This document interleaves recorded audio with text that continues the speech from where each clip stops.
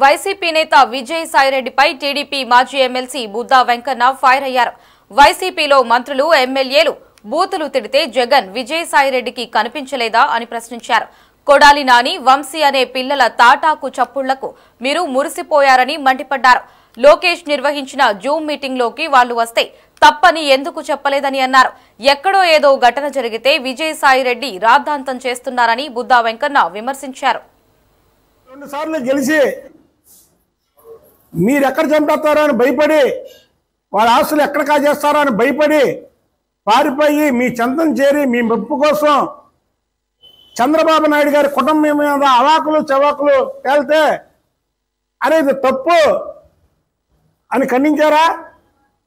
అసలు విజయసాయిరెడ్డి నీకే అర్హత ఉంది లేఖ రాయడానికి?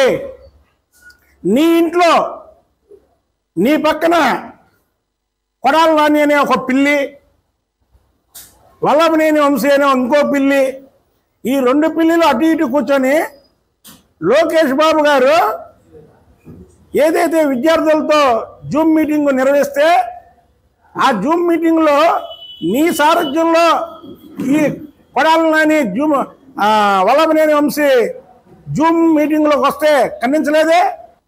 పిల్లిల్లో మాట్లాడుతున్నారండి. ఇవాళ రాజ్యాంగ వ్యవస్థలు ఏమైపోయినాయి, చట్టాలు ఏమైపోయినాయి, న్యాయాలు ఏమైపోయినాయి, పోలీసులు ఏమైపోయారు? ఈ పోలీసులు పెట్టుకునే కదా ఈ పిల్లి వల్లభనేని వంశీ. అంటే ప్రభుత్వం ఉంటే పులుల్లో వేషం కడతారా? ప్రభుత్వం పోగానే మీ నిజ స్వరూపం పిల్లుల్లా బయటకు వచ్చి మ్యావ్ మ్యావ్ అంటారా?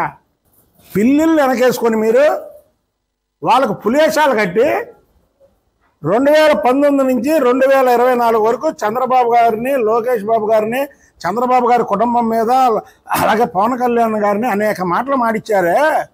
ఆ రోజు మీకు న్యాయ వ్యవస్థలో చట్టం గురించి తెలియలేదా ముసలినక్క? ఇవాళ మేము ఏమైనా మాట్లాడుతున్నాం, భారతి గారి మీద మాట్లాడామా? మా ప్రభుత్వం వచ్చింది, భారతి గారి మీద మాట్లాడామా? అది మా సంస్కారం. మేము మాట్లాడడం కూడా ఆడవాళ్ళ మీద మేము మాట్లాడాం. ఆ రోజు నిండు సభలో చంద్రబాబు గారిని ఏడిపించి దడే చంద్రబాబు గారు శపథం చేశాడు లోపల. మీరు చేసిన అవమానానికి మళ్ళీ నేను ముఖ్యమంత్రిగానే అడుగు పెడతానని మళ్ళీ ముఖ్యమంత్రిగానే అడుగు పెడుతున్నాడు చంద్రబాబు నాయుడు. అది